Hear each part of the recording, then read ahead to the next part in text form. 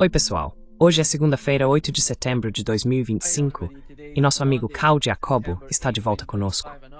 Bem-vindo de volta, Carl. Muito obrigado pelo convite. Estou feliz por estar com vocês novamente. Obrigado.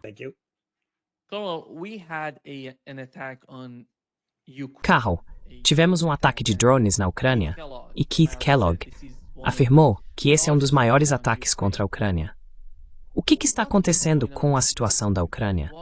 Por que é tão difícil para o Ocidente fazer algo a respeito? Porque, afinal, se olharmos para o governo Trump junto com os europeus, tudo girava em torno de aumentar a pressão sobre a Rússia em relação ao petróleo, na forma como eles exportam petróleo para a Índia. Sabemos que, de acordo com o que foi noticiado na Fox News, existem 5 grandes importadores de petróleo russo.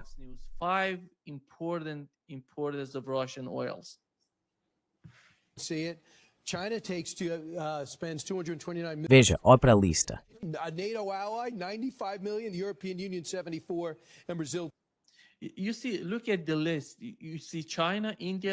Você vê China, Índia, Turquia, União Europeia e Brasil. Eu não vejo os Estados Unidos indo contra a China, porque dizem que a China é grande demais para enfrentarmos. De alguma forma, eles também não se sentem tão à vontade para ir contra a Índia, o que levou ao que está acontecendo entre Irã e Índia. Eu não sei. Uma equipe diplomática está indo ao Irã? Eles vão, de alguma forma, expandir o relacionamento porque querem enviar seus produtos para a Ásia Central através do Irã, já que a Índia está buscando algum tipo de alternativa devido ao que está acontecendo com a Ucrânia e a pressão que estão recebendo dos Estados Unidos. Você vê Turquia, União Europeia e Brasil. Eu não vejo o Brasil recuando. Quando se trata da Turquia e da União Europeia, parece que a solução final, na mente do governo Trump, seria pressionar a Índia e a União Europeia. Nem mesmo a Turquia parece ser o caso. Qual é a sua opinião sobre isso?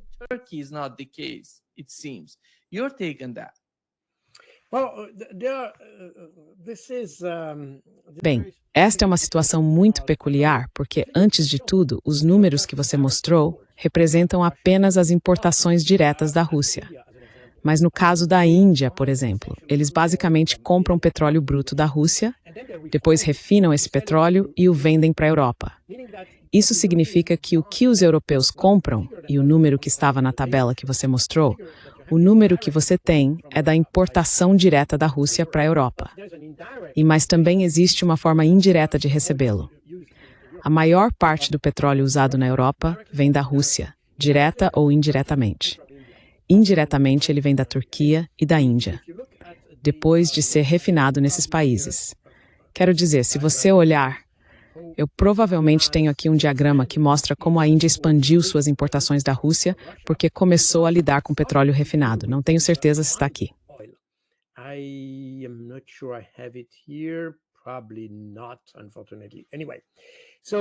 Provavelmente não, infelizmente. De qualquer forma, isso significa que há muita hipocrisia aqui, porque a Europa ainda compra petróleo russo, mas indiretamente, como dissemos. E a ideia era manter a Índia comprando esse petróleo, porque o problema é que com o petróleo você tem uma quantidade determinada no mercado.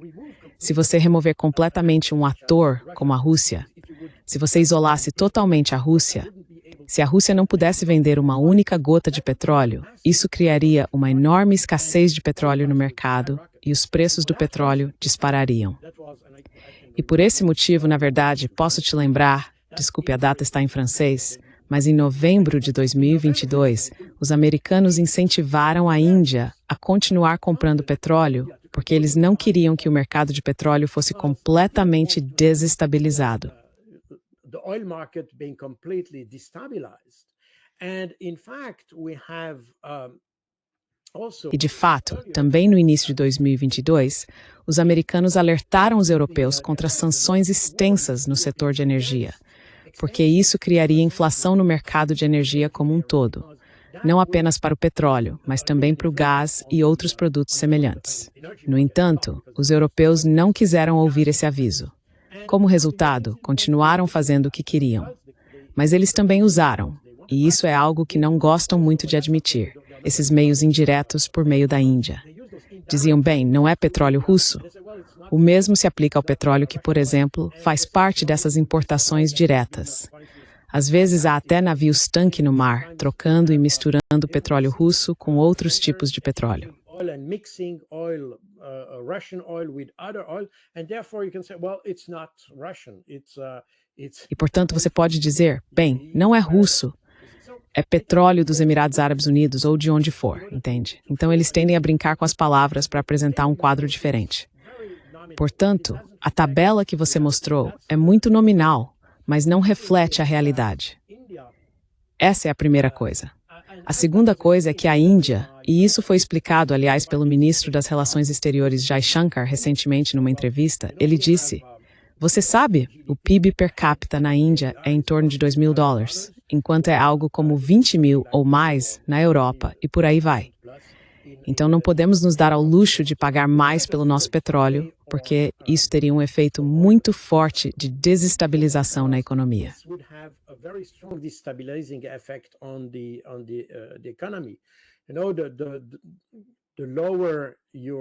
Quanto menor a sua receita, menor é a margem de erro ou de manobra que você tem.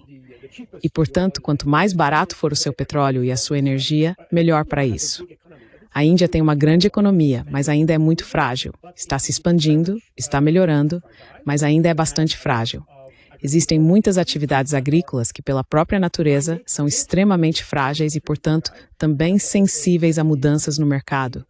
Especialmente quando, por exemplo, os estáusas, porque os estáusas reclamavam que a Índia vende mais produtos agrícolas e de fazenda para os estáusas do que o contrário. O problema é que os produtos dos estáusas são caros demais para a Índia. Too expensive for India. Therefore, you have here Portanto, você tem aqui, e portanto, você também tem medidas protecionistas por parte da Índia para evitar a desestabilização do mercado. E é por isso que a Índia está, de certa forma, encurralada, porque não tem liberdade de movimento para aceitar ou negar tarifas e coisas do tipo sobre produtos energéticos. E por esse motivo, já que agora a Índia pode se dar ao luxo de estar mais próxima dos BRICS, pode se dar ao luxo porque tem melhores relações com a China e outros, ela pode contar com o mercado dos BRICS, se posso colocar de forma extremamente simples. Portanto, hoje a Índia pode se dar ao luxo de dizer aos Estados Unidos, desculpem, pessoal, mas não vamos cumprir. Quero dizer, se vocês impuserem tarifas sobre nós, tudo bem. Então não venderemos para os Eurozar. Venderemos para outros países. Ponto final. Simplesmente esquecemos o mercado dos Estados Unidos. E essa também é a posição da China. And that's also the position of China.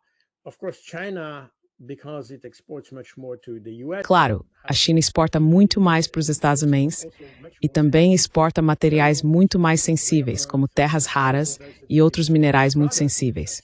Produtos como semicondutores ou elementos para semicondutores e outros sistemas de alta tecnologia. Portanto, a China tem uma enorme influência sobre os Estados Unidos e pode dizer, bem, se vocês colocarem tarifas sobre nós, então simplesmente paramos de vender esses itens para vocês. É isso que eles começaram a fazer com as terras raras e coisas desse tipo.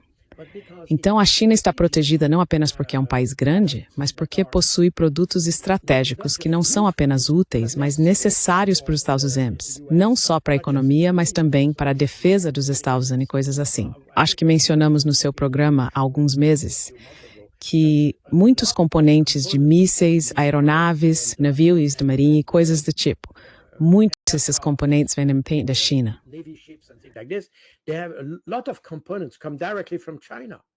If China would not be able to provide this, then Se a China não pudesse fornecer isso, então tudo desmoronaria.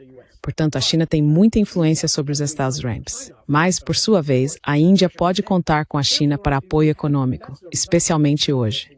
Portanto, temos, e esse é o resultado dessa mudança que vimos no mundo, que, porque o chamado resto do mundo tem a capacidade de existir economicamente, politicamente e estrategicamente, ele pode existir sem o Ocidente. E, na verdade, se posso dizer, sempre uso essa imagem. Logo após a Segunda Guerra Mundial, os Estados Unidos eram o motor do Ocidente. A locomotiva, se você imaginar um trem, a locomotiva. The locomotive, if you take a train, the locomotive. And the US E os Estados Unidos costumavam impulsionar todo o Ocidente economicamente, industrialmente e tudo mais. Mas agora essa capacidade dos Estados Unidos diminuiu. Não produz, quer dizer, ainda produz, mas muito menos do que antes. Agora os europeus são mais independentes dos Estados Unidos do que eram há 40. Sim, 40, mas provavelmente 60 ou 70 anos atrás. E hoje o resto do mundo está na mesma situação. Eles não dependem do Ocidente. Desenvolveram suas próprias capacidades. E isso é muito verdadeiro em relação à China. A China se tornou hoje o motor do resto do mundo. China has become today the engine of the rest of the world. It has the same position as the US had after World War II. Ela ocupa a mesma posição que os Estados Unidos tinham após a Segunda Guerra Mundial, mas em relação ao resto do mundo. E é exatamente isso que o Ocidente tende a esquecer. Como resultado, quando cortamos laços ou ameaçamos países de cortar laços econômicos com eles, eles podem dizer, bem, sem problema, vamos simplesmente para a China, entende? E vice-versa. Os americanos começaram a impor tarifas, isso foi no início deste ano, quando começaram a impor tarifas à China. A China disse, ok, vocês querem impor tarifas? Tudo bem, então não vamos mais comprar soja dos Estados, vamos mudar de fornecedor. E foram para o Brasil. Agora, o Brasil está fornecendo soja para a China e todos os contratos de soja foram cancelados.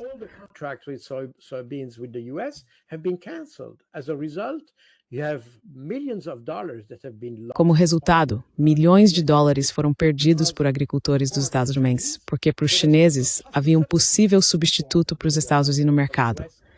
E agora essa é a razão pela qual os BRICS hoje são tão complementares entre si. Na verdade, eles podem quase, provavelmente ainda não completamente, mas quase podem viver como um mercado paralelo, separado do mercado ocidental. E essa é a mudança na situação estratégica. E é isso que Trump não entendeu. Ele ainda velha diplomacia do estocunero querido desde o final do século XIX e ainda está sendo aplicada. Claro, não é exatamente, exceto na Venezuela, onde eles ainda enviam os caminhoneiros. Venezuela, where they still send the gunboats, but when it comes to other countries, it's Mas quando se trata de outros países, não é exatamente o canhoneiro. Quero dizer, os meios mudaram, agora são as tarifas e sanções. Mas é exatamente a mesma ideia, eu quero isso de você. Se você não quiser dar voluntariamente, eu vou forçá-lo a me dar o que eu quero. E é exatamente isso que o Trump está fazendo. É exatamente isso que ele fez com a Europa. É exatamente isso que ele está tentando fazer no Oriente Médio. E é exatamente isso que ele tentou fazer com o Irã. É exatamente isso que ele fez recentemente com a Europa, com esse acordo extraordinário que ele teve com a Ursula von der Leyen. Sabe, ele simplesmente aumentou as tarifas. E então o debate não é sobre se deve haver tarifas ou não. Eu aumento a tarifa. Agora, se você quiser, eu posso só diminuir um pouco. I can just go a little bit. I can go down a little bit with the tariffs. So it's Eu posso reduzir um pouco as tarifas. Então, definitivamente é uma política de pressão. E é exatamente isso que o Trump tem dito. Aliás, também para outras questões, como paz sob pressão. Quero dizer, ele quer acordos sob força. E eu comparei isso com um tipo de acordo mafioso. Sabe, se você não fizer isso, eu vou destruir sua loja. É exatamente isso que ele está fazendo. O problema é que agora existem alternativas. E como o dólar continua sendo uma das principais ferramentas dos Estados Unidos, digamos, não de política, mas de influência dos Estados Unidos, o dólar é a principal ferramenta para isso. Então, a melhor maneira de escapar da pressão dos Estados Unidos, quero dizer, uma delas é ser independente do dólar, portanto, desdolarizar. To de-dollarize. And the whole movement of the BRICS and what we have seen recently. E todo o movimento com os BRICS e o que vimos recentemente em Tianjin, na China, é sobre isso. Como podemos ter um mercado que não use o dólar para reduzir essa vulnerabilidade? E é muito importante entender o que Trump não entendeu. É que o dólar era uma força há 50 anos, porque, obviamente, tudo estava bem. Os Estados Unidos não estavam usando o dólar como arma, mas hoje o dólar se tornou uma vulnerabilidade para todos esses países. Então, eles não querem parar de comercializar com o Ocidente ou algo assim, mas apenas querem deixar de ser vulneráveis ao dólar. Portanto, eles vão continuar comercializando o máximo que puderem, mas vão desdolarizar. E se não aceitarmos isso, Então eles vão comercializar entre si, porque agora você tem, mencionamos a Índia, é uma economia frágil, mas é uma economia em desenvolvimento. India, it's a fragile economy, but it's a developing economy. It developed very fast. Ela se desenvolveu muito rapidamente e se desenvolve de várias formas, não apenas na agricultura, mas também em áreas de alta tecnologia e coisas do tipo. Então isso significa que será muito fácil para os países do BRICS ou países não ocidentais encontrarem alternativas ao mercado ocidental, tanto para vender quanto para comprar produtos. E, portanto, a Índia acabou sendo envolvida nisso. Ela ainda faz parte da tríade, se podemos dizer assim, essa tríade de Rússia, China e Índia. Dentro do BRICS, a Índia continua sendo mais ou menos o elo fraco, não apenas estruturalmente, mas também politicamente, porque a Índia sempre tentou manter uma relação muito equilibrada entre o Oriente e o Ocidente, mesmo durante a Guerra Fria. É um país não alinhado, mesmo que a maior parte de seu equipamento militar viesse da União Soviética. Conseguiu manter boas relações com o Ocidente.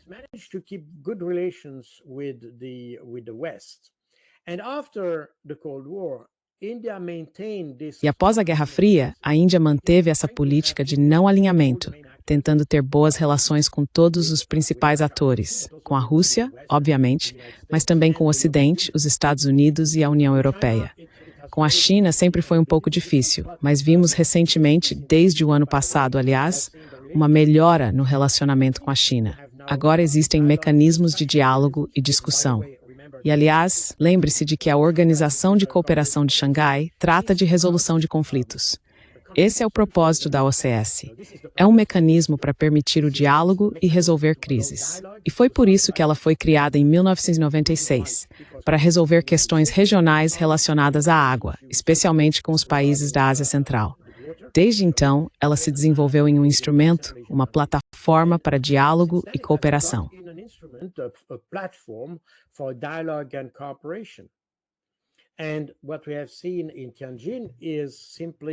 O que vimos em Tianjin é simplesmente o passo mais recente nesse desenvolvimento. Associado a isso está, claro, o diálogo sobre fronteiras, por exemplo. É por isso que isso foi mencionado na semana passada durante a reunião. China e Índia tiveram discussões sobre a resolução de questões fronteiriças.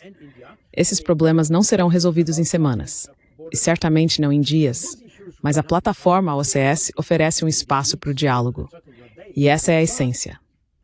Agora, uma vez que você tem isso, é claro, também precisamos entender esses conflitos de forma holística, porque se você tem boas relações comerciais, então tem todo o interesse em resolver seus problemas políticos, questões de fronteira, por meio do diálogo político e vice-versa. E é exatamente isso que está acontecendo.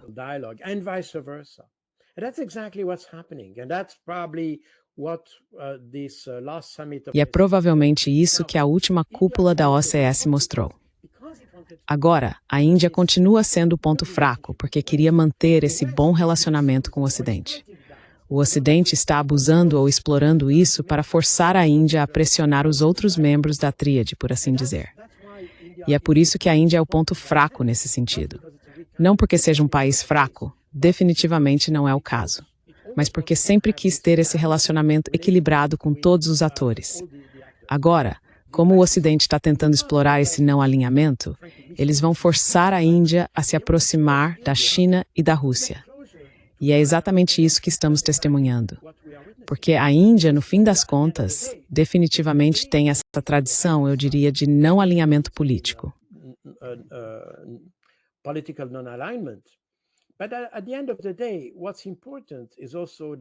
Mas, no fim das contas, o que importa também é que você tenha a melhor estrutura e condições para desenvolver seu próprio país. E, portanto, hoje vemos que quando você conversa com a Rússia ou a China, eles não tentam impor políticas ou coisas desse tipo. Se você faz comércio com eles, é apenas comércio. Você dá algo, paga por algo, recebe algo e assim por diante. É só isso. Agora, quando temos comércio com os Estados Unidos ou a Europa, eles trocam produtos por políticas. Eles tentam forçar as pessoas a seguir um caminho que talvez você não queira. E em relação a isso, temos essa relação muito estranha que foi criada, acho que em 2020, ou por volta de thousands, o AUKUS.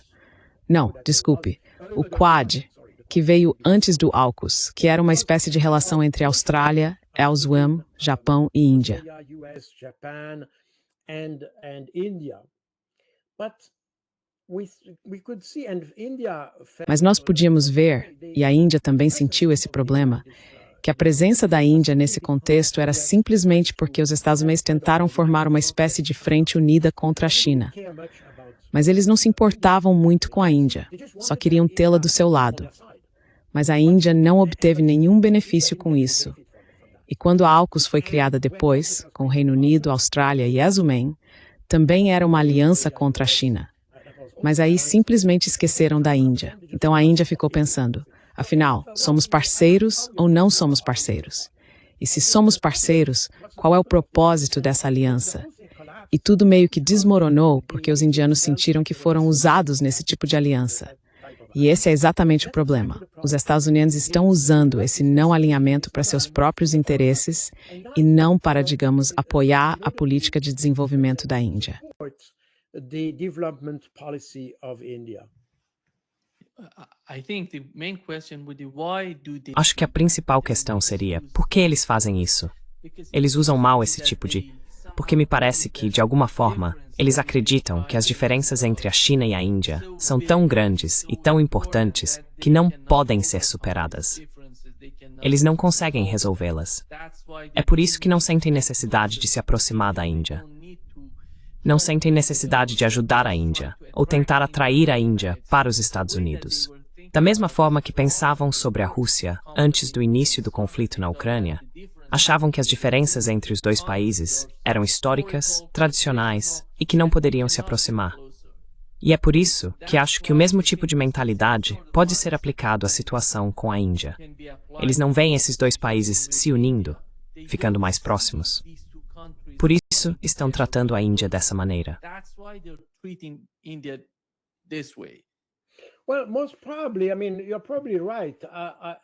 Bem, muito provavelmente. Quero dizer, você provavelmente está certo, eu não sei.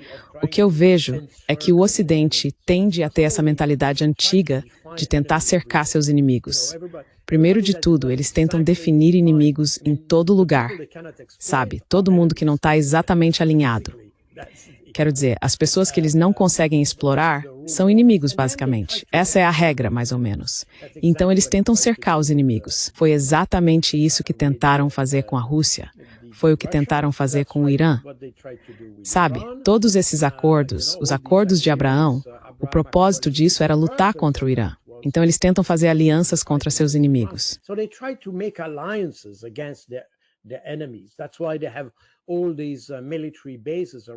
É por isso que eles têm todas essas bases militares ao redor do mundo. Olha onde elas estão. Eles tentam cercar seus chamados inimigos. E então, é claro, eles pagam por isso. E pagam muito dinheiro, antes de tudo, para manter as bases e sua presença. E eles subornam até certo ponto os países que querem usar contra seus inimigos. E eles têm apenas alguns desses inimigos. São inimigos estratégicos. Quero dizer, o Irã tem um lugar especial. Porque o Irã, provavelmente, é um inimigo que existe mais na mente dos americanos. Eles aceitaram o que aconteceu no final de 1978 e 79, toda essa revolução e Khomeini.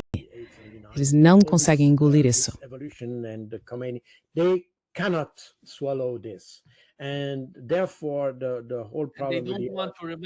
E, portanto, todo o problema, eles não querem se lembrar do que fizeram com o Irã. Sim, exatamente. Você sabe, isso é muito emocional lá. Eles não conseguem entender isso e não querem entender. Com os outros, especialmente China e Rússia, há uma espécie de racionalidade por trás disso, porque, obviamente, a China é vista como uma forte concorrente no lado econômico, se quiser, e a Rússia é considerada uma concorrente no lado estratégico, militar estratégico, se eu puder resumir assim. E, portanto, eles querem, porque essas duas presenças impedem ou são problema para a hegemonia dos Estados Unidos. E esse senso de hegemonia é uma constante no pensamento dos Estados Unidos ou na mentalidade americana em geral. Não é algo novo, aliás.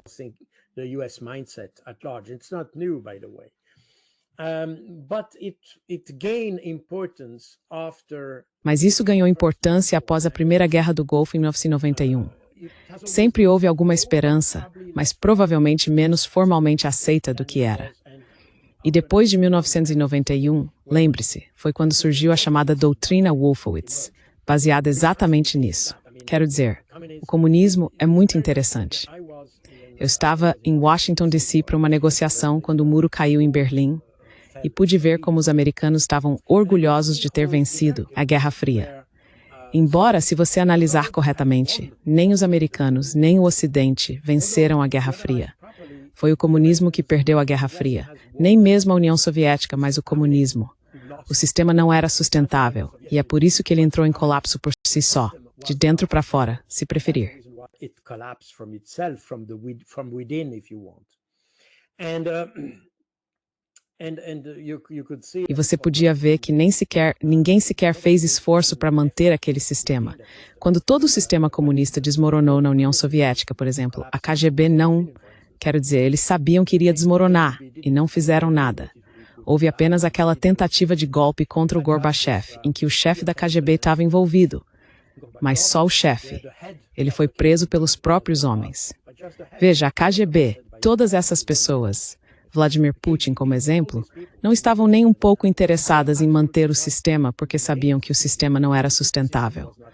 E, portanto, ninguém no Ocidente poderia reivindicar responsabilidade.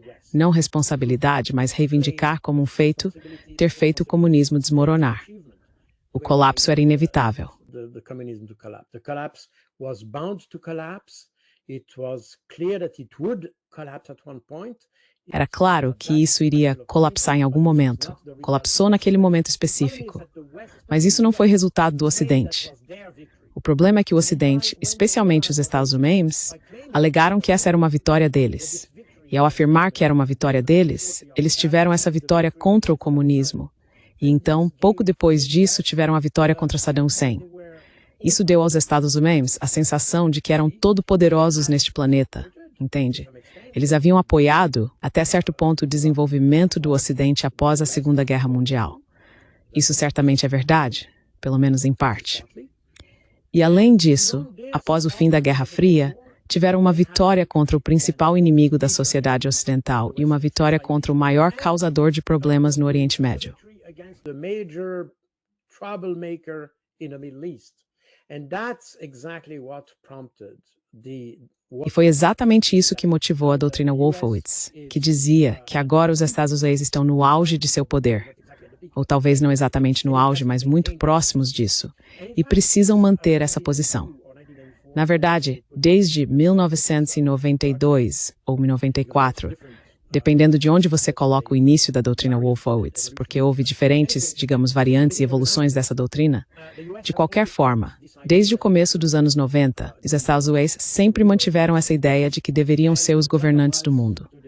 E isso se aplica ao comércio, à economia, ao que for.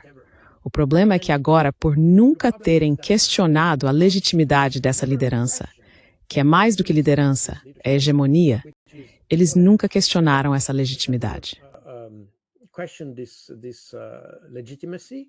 Now it finds itself trapped into Agora, ela se encontra presa em uma mentalidade que já não está mais adaptada à realidade do terreno, porque a China se desenvolveu de forma exponencial de repente.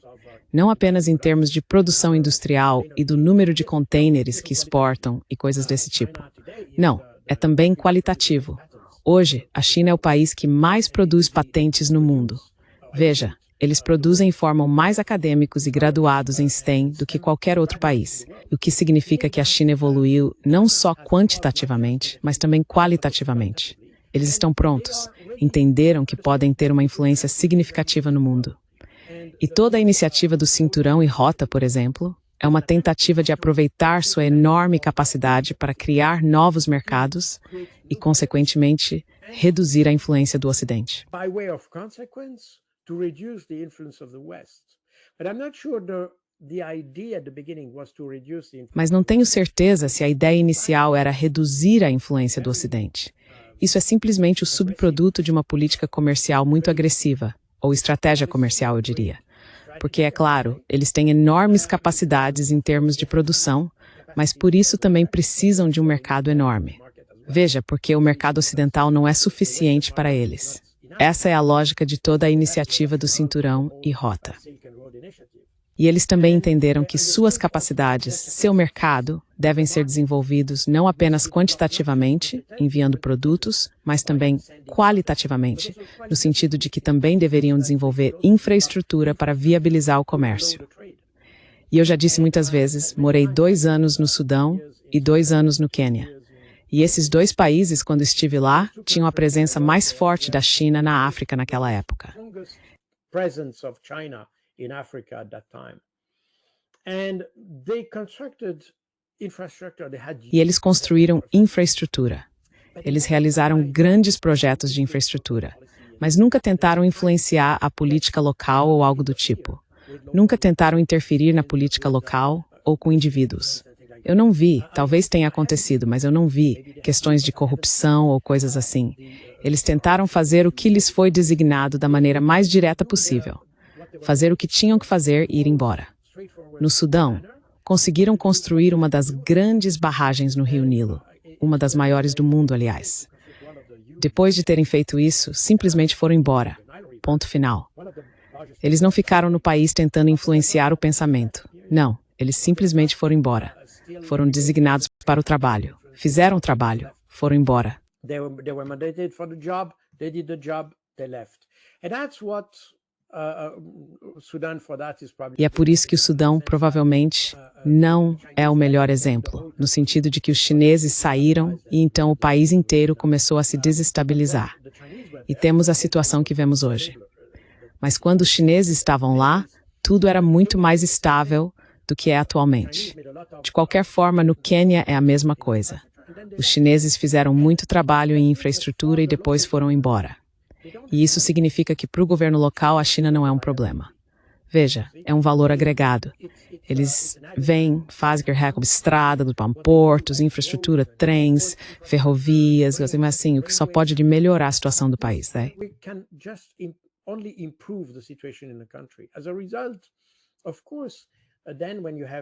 Como resultado, é claro, quando você tem relações comerciais, você tem as estradas para transportar os itens que comprou e tudo mais.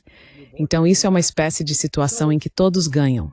Algo que os chineses desenvolveram, algo que o Ocidente nunca fez. Quero dizer, nunca. No início da presença deles, mas isso ainda sob domínio colonial, os países ocidentais tentaram melhorar a infraestrutura, especialmente na África. Ainda se vêem alguns vestígios disso, mas depois eles conseguiram manter uma presença em muitos países, no caso da França, por exemplo. Mesmo que o país permanecesse independente, a França conseguiu manter uma presença essencialmente política no país.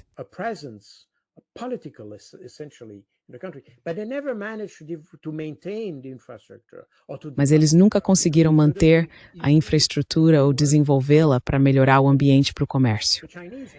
Eles nunca fizeram isso. Os chineses começaram com isso porque entenderam que o comércio precisa de uma base sólida para funcionar. E é exatamente isso que está acontecendo. Portanto, você tem esse mercado paralelo que está surgindo não exatamente sob a liderança, essa não é bem a palavra certa, mas sob a iniciativa dos chineses. E todos se beneficiam disso. E é por isso que os BRICS, e não só os BRICS, mas todos esses países do resto do mundo, como costumamos dizer, estão se desenvolvendo muito rapidamente e tendem a manter esses laços com países que são fiéis.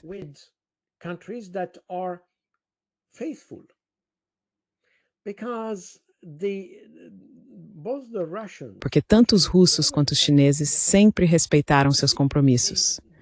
Veja, os ocidentais estavam presentes apenas para o próprio lucro, não para o benefício do país-alvo, se posso colocar dessa forma. Então, qual é a vantagem de ter essas pessoas lá? Esse foi o caso, por exemplo, do urânio no Níger, especialmente no Níger. Bem, o povo nigerino percebeu que não estava recebendo os benefícios disso. O preço do urânio disparou no mercado internacional, e não mais para eles, não houve benefício adicional. Essa é uma das razões pelas quais o urânio no Níger era explorado principalmente por empresas francesas. E não é só por isso.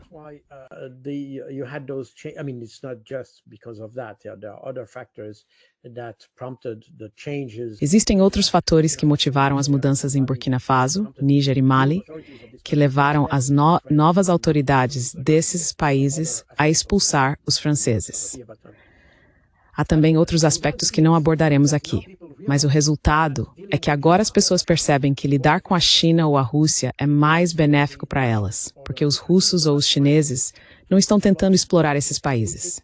O benefício que a Rússia obtém disso não é dinheiro, é influência política, se preferir. É isso. E, portanto, tem um tipo de relacionamento que se estabelece ali, e isso molda essa grande mudança que estamos testemunhando hoje entre o Ocidente e o resto do mundo.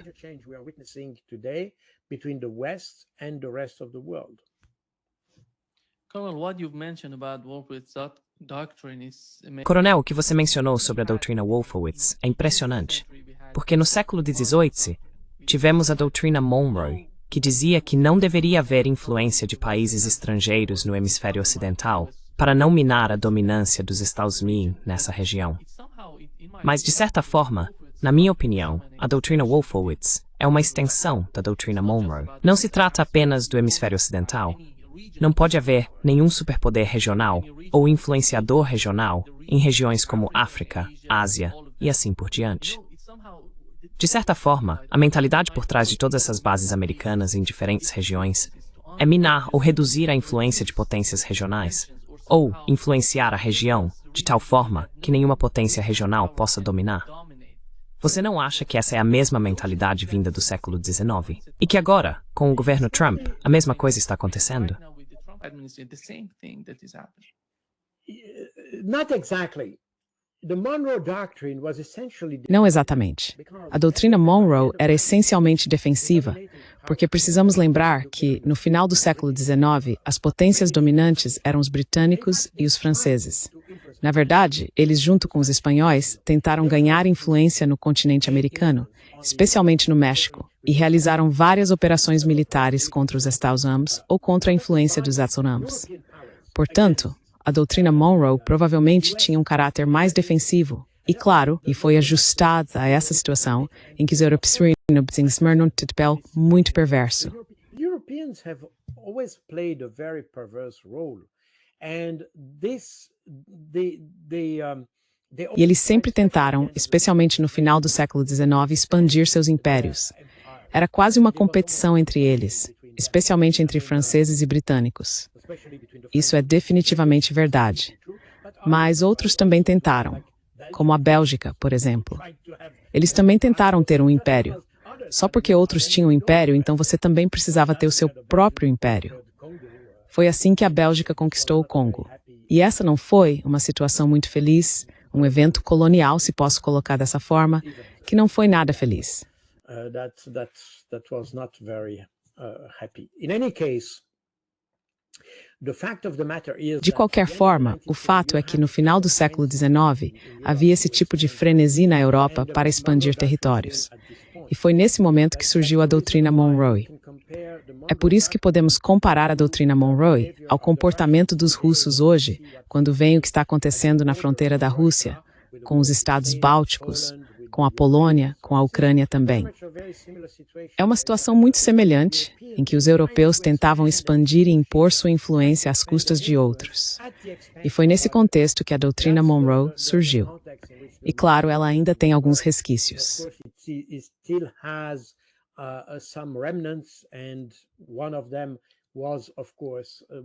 E um dos exemplos foi, claro, o que foi ilustrado pela crise cubana.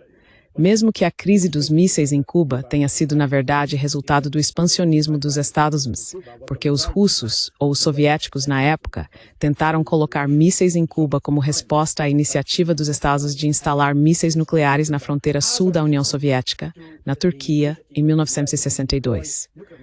Desculpe, a Turquia entrou na OTAN em 1952, mas 10 anos depois, os americanos tentaram instalar aqueles mísseis Júpiter, e isso provocou a reação dos soviéticos. Portanto, tivemos a doutrina Monroe aplicada novamente como uma medida defensiva. Mas os russos nunca tiveram, quero dizer, isso não foi expresso dessa forma, mas eles tinham uma mentalidade ou visão semelhante, dizendo que podemos ter nosso inimigo perto de nós. E isso é inevitável no continente europeu. Mas, claro, quando se trata de certos tipos de equipamentos, precisamos impedir isso. We have to stop that, and that's exactly the issue of the Jupiter. E esse é exatamente o problema dos mísseis Júpiter e da crise dos mísseis de Cuba. E claro, foi isso também que motivou o discurso de Vladimir Putin na Conferência de Segurança de Munique em 2007, quando ele se tornou extremamente agressivo em relação aos Estados Unidos. Porque naquela época os Estados Unidos estavam negociando a implantação de mísseis na Polônia e na Romênia. E então você teve uma espécie de doutrina Monroe russa, sim, russa, entre aspas, que começou a ser implementada ali. O problema da hegemonia é um pouco diferente, porque acho que veio depois. The problem of hegemony is slightly different because I think it came later. As I said, Monroe doctrine was defensive.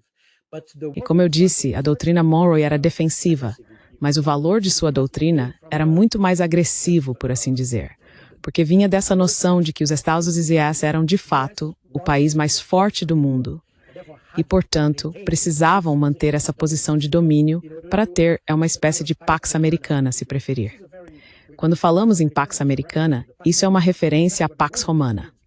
É exatamente o que os romanos fizeram há cerca de 2000 anos. Ter esse tipo de presença hegemônica que dita a paz, porque queremos ter paz nos nossos termos. Essa é a ideia. Podemos nos dar ao luxo de definir a paz nos nossos termos. É exatamente isso que os Estados Unidos estão fazendo com essa doutrina Wolfowitz.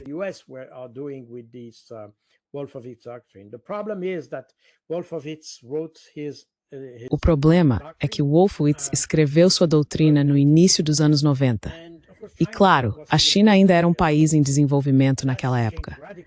Isso mudou radicalmente há cerca de 20 anos, quando a China emergiu não apenas como uma produtora barata de bens, mas também como um país capaz de desenvolver novas tecnologias, com sua própria engenharia e inovação. Hoje a China provavelmente está mais avançada do que qualquer país ocidental.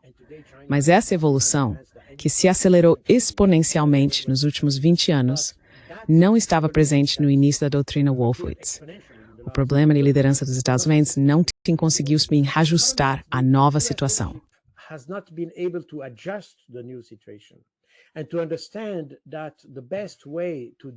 E entender que a melhor maneira de lidar com superpotências como a China, superpotências não apenas em termos militares, mas também econômicos e industriais, a melhor maneira de lidar com elas é ter boas relações. E é exatamente isso que podemos dizer sobre a Europa e a Rússia.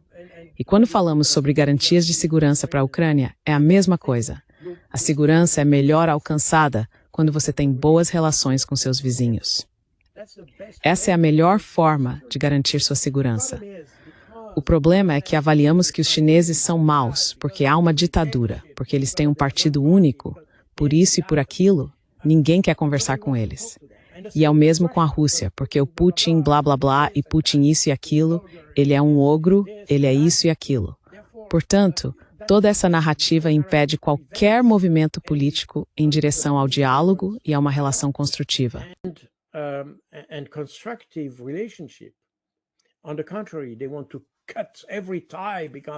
Pelo contrário, eles querem cortar todos os laços porque isso é ruim e coisas do tipo.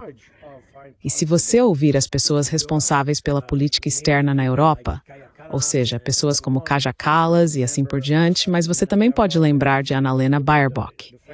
E se você olhar para os franceses, quero dizer, política externa é uma prerrogativa do presidente Emmanuel Macron, o mesmo com Keir Starmer no Reino Unido. Ou seja, todas essas pessoas têm uma narrativa tão tendenciosa contra a Rússia que é até inimaginável ver como poderiam reconstruir uma relação positiva e construtiva com a Rússia. Esse é o problema.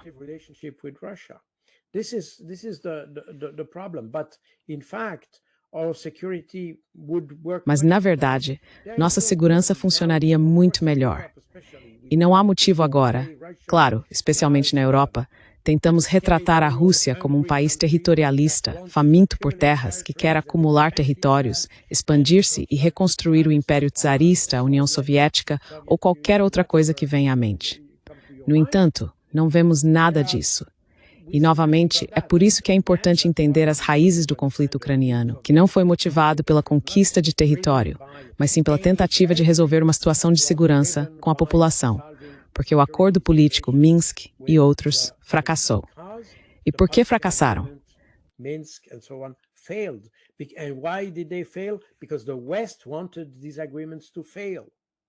porque o Ocidente queria que esses acordos fracassassem. Entende? Então, novamente, será que aplicamos? Ou será que os acordos que fizemos foram aplicados? Será que mantivemos as promessas de não expandir a OTAN, como fizemos aos russos no início dos anos 90? Se tivéssemos feito isso, não haveria problema. E ainda poderíamos ter energia barata. E provavelmente estaríamos em uma posição melhor para competir com a China, os Estados Unidos e outros. Esse tipo de comportamento paranoico do Ocidente em relação às pessoas de quem não gostam muito e que imediatamente retratam como inimigos extremamente agressivos é um comportamento que leva a mais problemas. É exatamente isso que estamos vendo hoje. That's exactly what we are seeing today. There is nobody in the Não há ninguém na atual liderança europeia, e isso se aplica também aos Estados Unidos. Embora existam algumas pessoas aposentadas, como Ron Paul e outros, que são mais sensatas do que os demais e que entendem isso. Mas aqueles que estão no comando não conseguem compreender o valor de bons relacionamentos, simplesmente porque, como eu disse, repito e não vou deixar de repetir, sua segurança é melhor alcançada quando você tem bons relacionamentos com seus vizinhos. E isso é tão verdadeiro no nível privado quanto no nível nacional. Quando tentamos encontrar motivos para sermos inimigos. Veja, mencionei no seu canal algumas semanas atrás o relatório do chefe do Estado-Maior das Forças Armadas da França, que disse que em 5 anos a Rússia será uma ameaça para a França. De onde você tirou isso? Entende? Como pode dizer uma coisa dessas?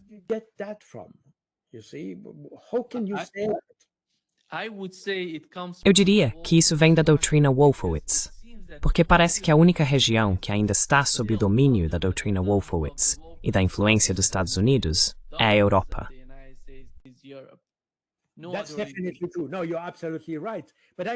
Isso é definitivamente verdade. Não, você está absolutamente certo. Mas quero dizer, você percebe a irracionalidade disso no sentido de que ninguém pode prever. Não há absolutamente nenhum sinal factual, informação, indicação ou indício que possa dizer que em 5 anos a Rússia quer. Por que eles iriam querer isso? Para que propósito? Qual é o objetivo? Veja, e eles podem se dar ao luxo de fazer isso? Todas essas perguntas nunca são feitas. Nós simplesmente dizemos, esse é o inimigo e ele quer fazer isso. Mas é completamente irracional. E o problema aqui é que criamos uma ameaça do zero. Criamos essa ameaça do nada. Não há indicação disso. Mas o problema é que todas as políticas que estamos implementando e decidindo hoje são baseadas em uma ameaça artificial.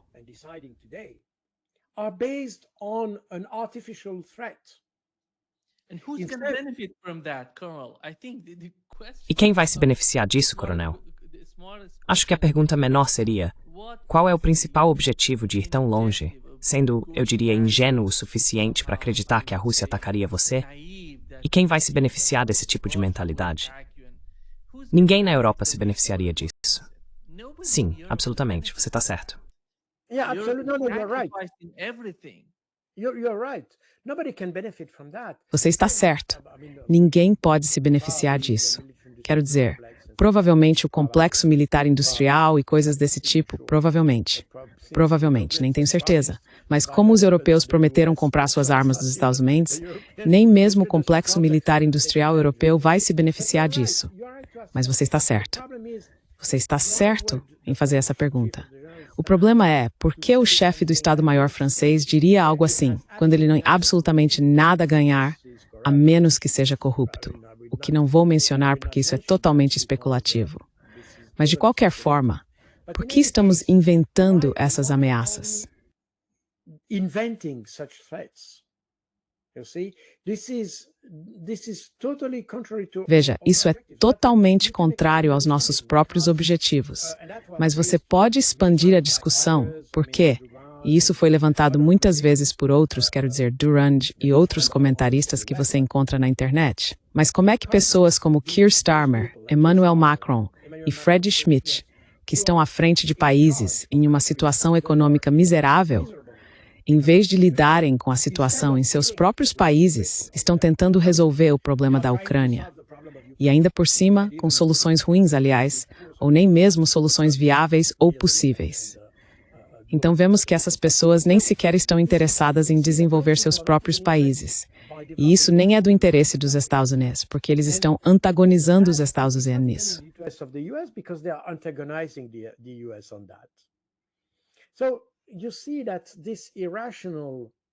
Então você vê que esse tipo de comportamento irracional ganhou seu próprio impulso.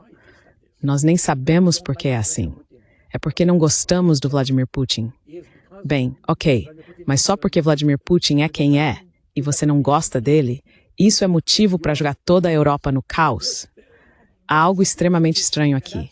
E é por isso que eu acho que um francês, ele foi primeiro-ministro da França, o nome dele era Rocard, costumava dizer, quando você tem uma situação assim, nunca subestime a estupidez.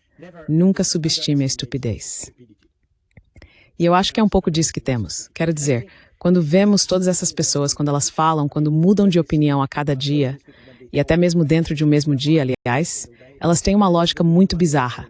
And they have kind of very bizarre rationale.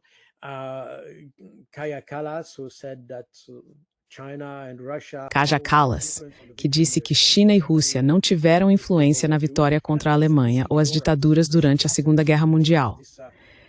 Essa ignorância flagrante, esse tipo de mentalidade em que o preconceito tem mais importância do que os fatos, é, na minha opinião, totalmente inexplicável. Temos pessoas que são psicologicamente perturbadas. Elas certamente não estão preparadas para as tarefas que deveriam cumprir. E esse é um pouco o problema. Vemos que quando olhamos para o resto do mundo, quando olhamos para os líderes da China, Rússia, Índia, Irã e outros, vemos muito mais maturidade na tomada de decisões. Vemos muito mais racionalidade na forma como tomam decisões. Vemos muito mais racionalidade quando o problema é se adaptar a novas situações. The problem is to adjust to new situations. They are not bound to...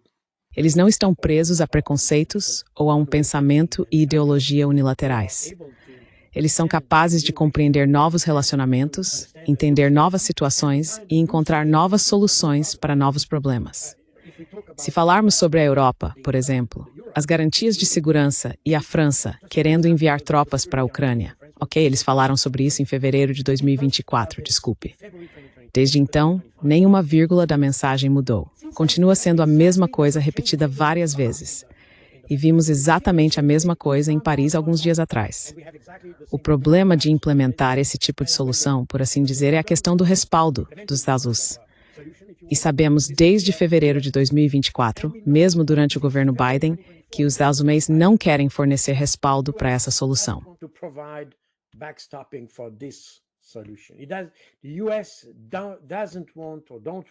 Os Estados Unidos não querem ser confrontados diretamente pela Rússia. Ponto final. Essa sempre foi uma política dos Estados Unidos, por bons motivos. Porque são duas potências nucleares, então não querem se comprometer com um conflito que poderia eventualmente se transformar em uma guerra nuclear. E por esse motivo, eles vão evitar isso a qualquer custo. Então, por que líderes ocidentais como Macron continuam voltando repetidamente com a mesma proposta? Eles não mudaram uma vírgula sequer. E isso mostra a diferença na forma de abordar o problema no resto do mundo em comparação com a Europa. Na Europa, ainda é a mesma narrativa que temos há 3 anos. A Rússia vai colapsar, a economia é fraca, a liderança é fraca, a população é fraca e tudo é fraco.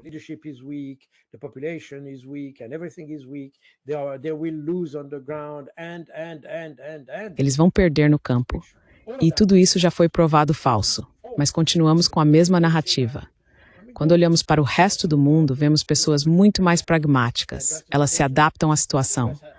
Os Estados Unidos se adaptam. Você quer sanções? Ok, nós também aplicamos sanções. Eles são muito mais flexíveis. Não são como os europeus, que sempre têm o mesmo cenário e aplicam repetidamente sempre o mesmo cenário, a mesma lógica, a mesma ilógica, se preferir. Então, novamente, estamos em uma situação em que eu questiono seriamente as capacidades psicológicas e intelectuais dos líderes europeus, porque isso é quase assustador, para ser honesto.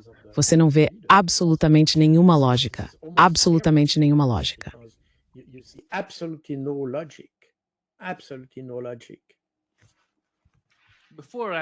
Se é gross, a sut nos mostrar til da Kaja Kallas, é sem brett sobre delas. Wisdom.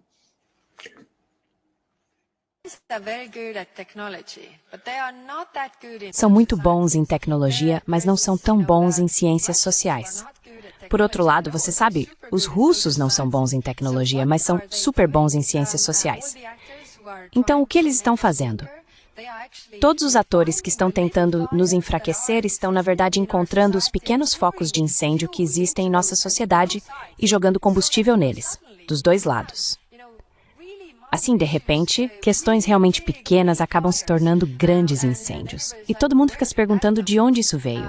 Na era das redes sociais, especialmente com o tempo de atenção que as pessoas têm, é muito fácil incitar as pessoas a serem contra algo.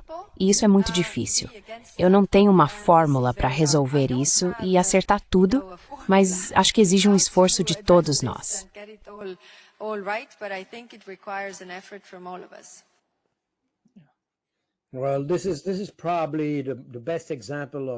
Bem, esse é provavelmente o melhor exemplo de estupidez viva. Isso é simplesmente incrível.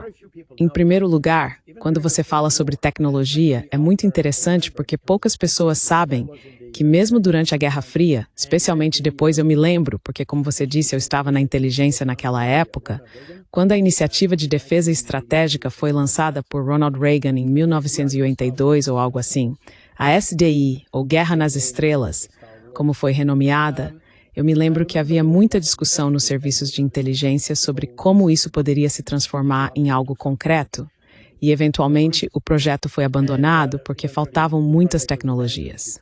Mas, curiosamente, muitas das tecnologias necessárias para implementar a Guerra nas Estrelas realmente existiam, mas na União Soviética. É muito interessante.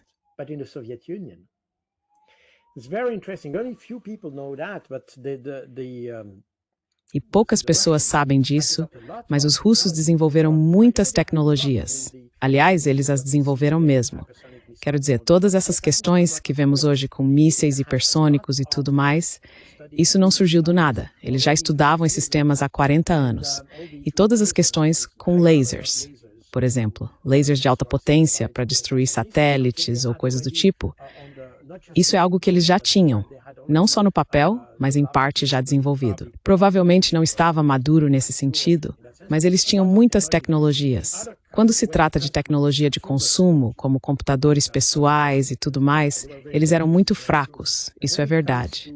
Mas quando se trata de tecnologia de altíssimo nível, como criar ligas específicas, por exemplo, eles eram extremamente avançados.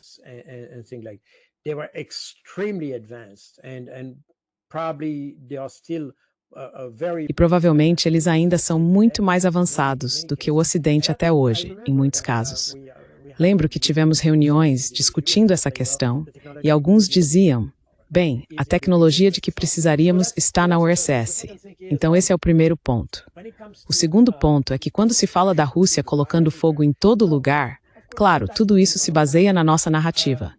No ano passado, pouco antes dos Jogos Olímpicos em Paris, e houve uma espécie de epidemia de taxinhas em hotéis franceses. Por algum motivo foi noticiado que hotéis em Paris estavam com um grande problema de taxinhas. Não sei se é verdade, mas a mídia noticiou. E claro, o que o governo disse. É óbvio, são os russos. Os russos estão vindo, colocando taxinhas nos hotéis franceses. E hoje agora teremos justamente nesta semana Há muitos protestos anunciados por... A Rússia é ao mesmo tempo, coronel, desculpe interromper o problema, assim como a solução.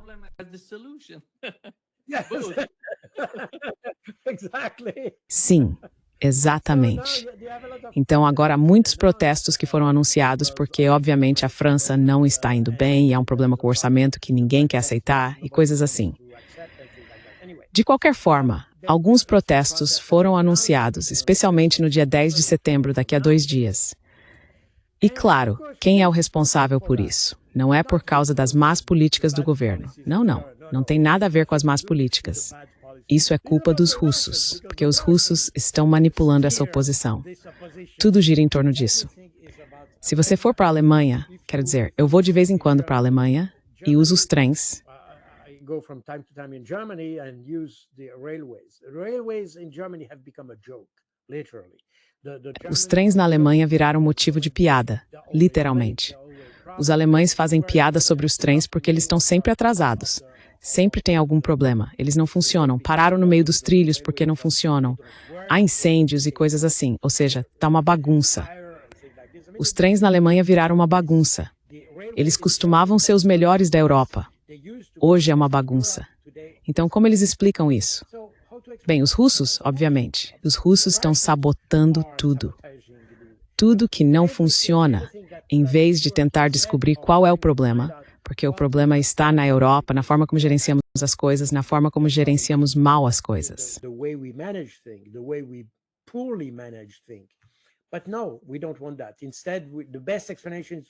Mas não, nós não queremos isso. Em vez disso, a melhor explicação é dizer, são os russos.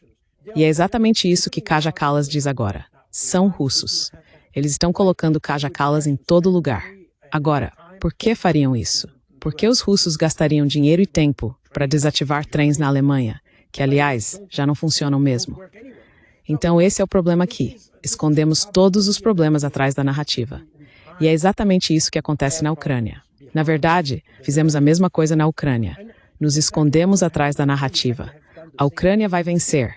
A Ucrânia está vencendo. E vamos ficar felizes. Estamos vencendo. Isso é apenas pensamento ilusório, simplesmente. This is wishful thinking, simply. The problem is when you have a train that E o problema é que quando um trem para de funcionar em algum lugar, é só isso. As pessoas vão se atrasar e pronto. Na Ucrânia, pessoas morrem por causa disso. E esse é o problema que temos aqui. Porque tudo o que fazemos não é visto como resultado da nossa má gestão. Não porque temos pouca capacidade de antecipar problemas e coisas assim. Não, não é isso. É porque os russos estão presentes e estão sabotando coisas desse tipo. Como resultado, não temos a maturidade necessária para resolver nossos próprios problemas. Sempre tentamos resolver os problemas culpando os russos, mas isso não resolve o problema. Só estamos escondendo o problema debaixo do tapete. É exatamente isso que estamos fazendo.